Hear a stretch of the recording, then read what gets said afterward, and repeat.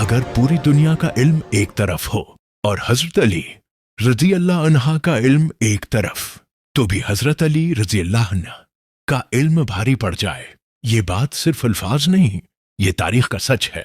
حضرت علی رضی اللہ عنہ صرف تلوار کے شہزادے نہیں تھے، بلکہ علم، حکمت اور بصیرت کے بھی بادشاہ تھے۔ رسول اللہ نے فرمایا، میں علم کا شہر ہوں اور علی اس کا دروازہ ہے۔ اس کا مطلب یہ ہے کہ جو علم چاہتا ہے اسے علی رضی اللہ عنہ کے راستے سے گزرنا ہوگا۔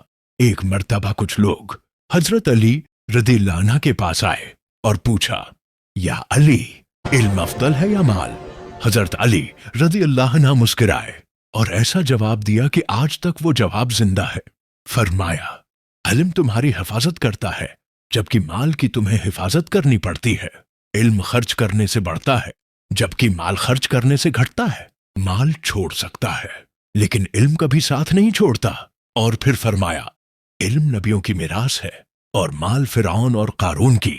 حضرت علی رضی اللہ عنہ نے ہمیں سکھایا کہ علم صرف کتابوں کا نام نہیں، علم وہ ہے جو انسان کو اللہ کے قریب کرے، غرور کو خاموش کرے اور عمل کو پاک بنائے۔ آج ہم پوچھتے ہیں، کیا ہم علم حاصل کر رہے ہیں یا صرف دنیا جمع کر رہے ہیں؟